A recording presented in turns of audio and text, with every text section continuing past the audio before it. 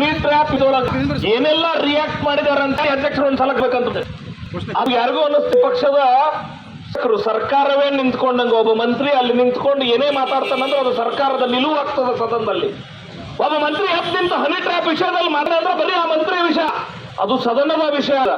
ದುರ್ದೈವೇನಂತ ಹೇಳಿದ್ರೆ ಇವತ್ತು ಕಾಂಗ್ರೆಸ್ಸಿನ AICC ಫೀಲ್ಡ್ ಇಳಿಬೇಕಾಯ್ತು, ಹರಾಪ್ ವಿಷಯವನ್ನ ಚರ್ಚೆ ಮಾಡೋದು ಬೇಡ ನಾವು ಅಂತೇಳಿ ಕಾಂಗ್ರೆಸ್ನೊಳಗೆ ಇವತ್ತು ಒಂದು ರೀತಿ ಕ್ಷೋಭೆ, ಯಾರ ಕಡೆ ಅದಾರ ಲೆಕ್ಕಾಚಾರ ಹಾಕುವಂತ ಸ್ಥಿತಿ ನಿರ್ಮಾಣ.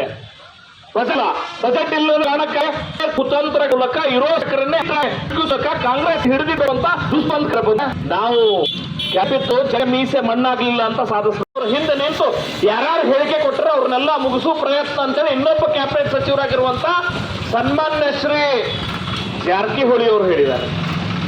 ಅಂದ್ರೆ ಯಾರು ಕಾಂಗ್ರೆಸ್ನೊಳಗ ನಾವು ಮಾತಾಡ್ತೇವೆ, ನಮ್ಮನ್ನ ಮುಗಿಸೋ ಪ್ರಯತ್ನ ನಡೆದಿದೆ ಅನ್ನುವಂತ ಚರ್ಚೆ ಮಾಡ್ತಿದ್ದಾರೆ.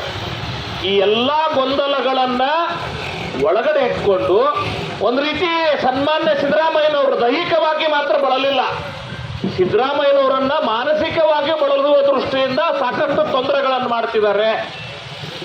KN ರಾಜಣ್ಣ ಅವ್ರನ್ನ ಇಟ್ಕೊಂಡು ಜಾರಕಿಹೊಳಿ ಅವ್ರನ್ನ ಇಟ್ಕೊಂಡು ಸನ್ಮಾನ್ಯ DK ಶಿವಕುಮಾರ್ ಅವರು ರಾತ್ರಿ ಮುಖ್ಯಮಂತ್ರಿ ಹಾಕಬೇಕು ಅಂತ ಹೇಳಿ ಇಡೀ ರಾಜ್ಯದ ರಾಜಕಾರಣವನ್ನ ಹಾಳಗಡುವಂತ ಕೆಲಸ ಮಾಡ್ತಿದ್ದಾರೆ. ನಿಮ್ಮೆಲ್ಲರಿಗೂ ಗಮನಕ್ಕೆ ಬಂದಿದೆ ಅಂತ ಭಾವಿಸ್ತೇನೆ. ಯಾವ ರೀತಿ ನಡೀತು, ಯಾವ ಪುರುಷಾರ್ಥವನ್ನು ಇವರು ಸದನವನ್ನು ನಡೆಸುವ ಮೂಲಕ ಸಾಧಿಸಿದ್ರು ಅಂತ ನನಗೆ ಇವತ್ತಿನವ್ರು ಗೊತ್ತಾಗ್ಲಿಲ್ಲ.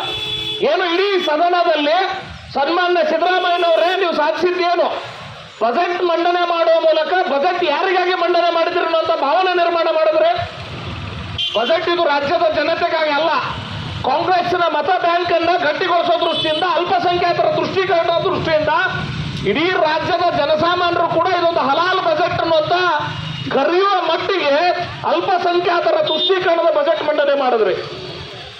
ಇಡೀ ರಾಜ್ಯದ ಜನತೆಯ ಬೇಡಿಕೆಗಳನ್ನ ಕನಿಷ್ಠ ಪಕ್ಷ ಹೋಗ್ಲಿ, ರಾಜ್ಯದ ಜನತೆಯ ಬೇಡಿಕೆ ಅಲ್ಲ, ಕಾಂಗ್ರೆಸ್ ಪಕ್ಷದ ಶಾಸಕರ ಬೇಡಿಕೆಗಳನ್ನು ಕೂಡ ಈ ಬಜೆಟ್ ನಲ್ಲಿ ಅವರು ಕೊಡ್ಲಿಕ್ಕಾಗಿಲ್ಲ.